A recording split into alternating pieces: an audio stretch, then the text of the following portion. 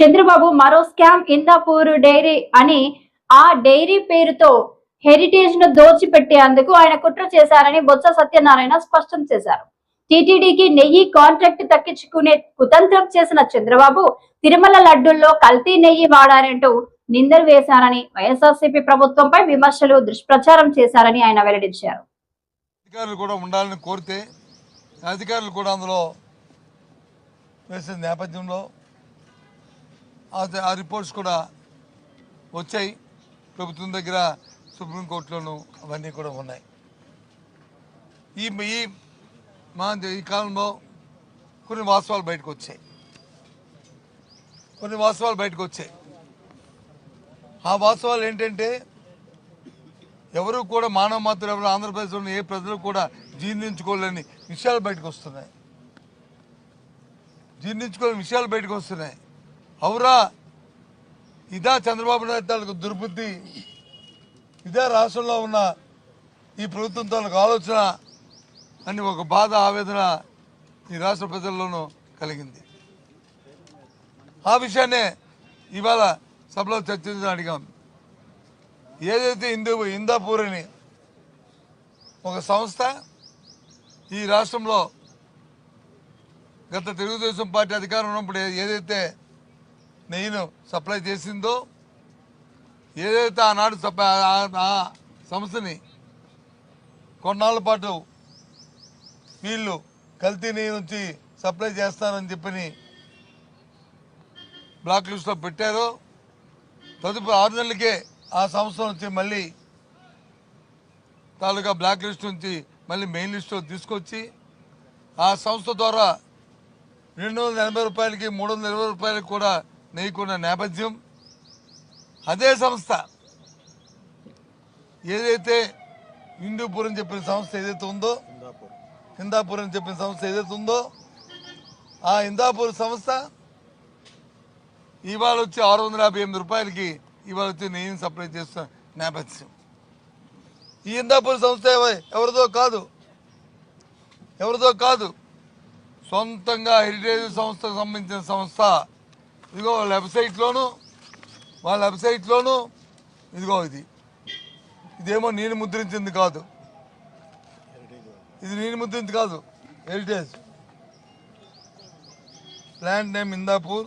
ఇదిగో మేడం గారి ఫోటో, ముఖ్యమంత్రి గారి సతీమణి ఫోటో.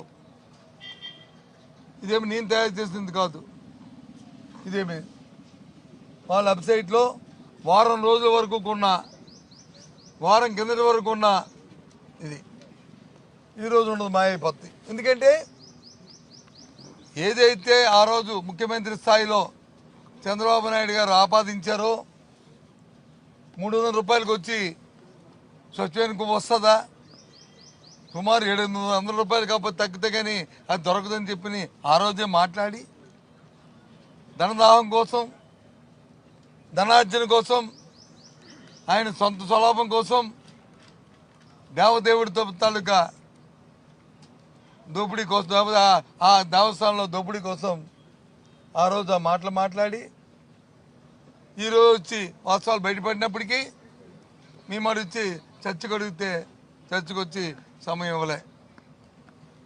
ఆ తర్వాత చైర్మన్ గారి దగ్గరికి మొబైల్ని పిలిచారు, అడిగారు. అంటే బిజినెస్ జరగాలి కదా, మీ ఉద్దేశం అంటే చర్చకు ఒప్పుకోండి, మేము బిజినెస్ కంటిన్యూ చేద్దామని చెప్పి మేము కూడా అంగీకరించాం. అయితే మేము హౌస్లో నుంచి చెప్తామన్నారు. అచ్చెన్నాయుడు గారు లేచారు, మాట్లాడారు, ఇష్టారాజ్యంగా ఆయన మాట్లాడారు. సంబంధం లేని అంశాలను మాట్లాడారు. అచ్చెన్నాయుడు గారు దేవుడి దగ్గర వచ్చి తప్పులు మాట్లాడితే మీరైనా నేనైనా ఎవరైనా ఆ దేవదేవుడు వచ్చి క్షమించడు.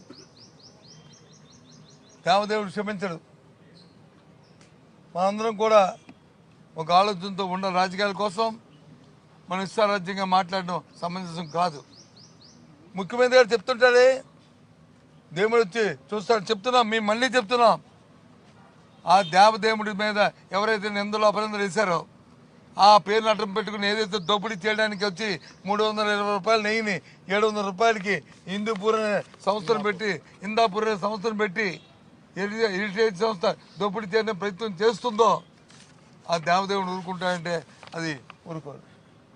మేము అడుగుతున్నాం, ఎందుకు ఒప్పుకొని మళ్ళీ సభలో వచ్చి మరి ఎందుకు వాళ్ళు గందరగోళం సృష్టించి సభను ఆపడానికి ప్రయత్నం చేశారు? ఎందుకు బడ్జెట్ మీద కొనసాగించడానికి ఎందుకు ఇవాళ ప్రయత్నం చేయలేదు అంటే వాళ్ళ తాలూకన్నీ బయటపడతాయని. ఏదేమైనప్పటికీ కూడా మేము సభను సజావుగా జరగాలని కోరుకుంటాం. రాష్ట్ర ప్రజలకు వాస్తవాలు తెలియాలని కోరుకుంటాం. ప్రతి విషయాన్ని కూడా రాష్ట్ర ప్రజలకి తెలిస్తే ప్రజలే న్యాయ నిర్ణేతలు కాబట్టి వాళ్ళే దాని మీద వాళ్ళే డిసైడ్ చేసుకుంటారు. అది మా తాలూకా విధానం, మా తాలూకా ఆలోచన, మా బాధ్యత. ఇవాళ మరి ఇవ్వలేదే, దాని అమ్మాయి సంబంధం జరపడానికి వచ్చి ప్రభుత్వం ఒప్పుకోలేదే. ఎందుకు? హెరిటేజ్ ఉంది కాబట్టి. అంటే ఆలోచించండి. మీ ద్వారా చూస్తున్న రాష్ట్ర ప్రజలందరూ కూడా, రాష్ట్ర ప్రజానికి అందరూ ఆలోచించమని కోరుతున్నాను.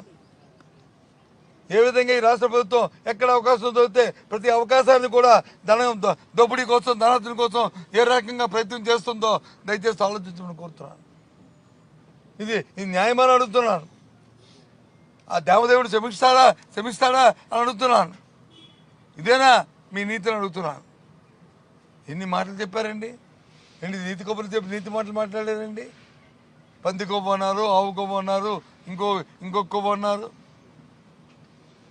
ఈరోజు కల్తీకి వచ్చారు. సరే, కల్తీ అయినా సరే ఏ సంస్థ మరి చేసిందంటే ఈ సంస్థలు ఇవ్వండి. ఏది నా నెయ్యి ప్యాకెట్ ఏది?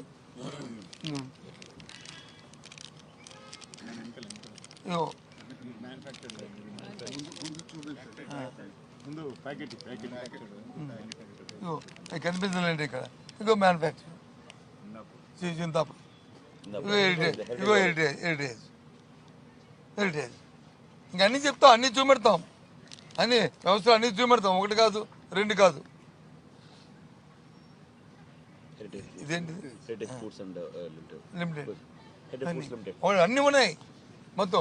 ఏదైతే ఆయన ఎవరు చంద్రబాబు నాయుడు గారు టాయిలెట్లు తుడితే కెమికల్స్ కూడా వాడారన్నారో ఈ హెరిటేజ్లో అవన్నీ ఉన్నాయో లేవో చూపెడతాం.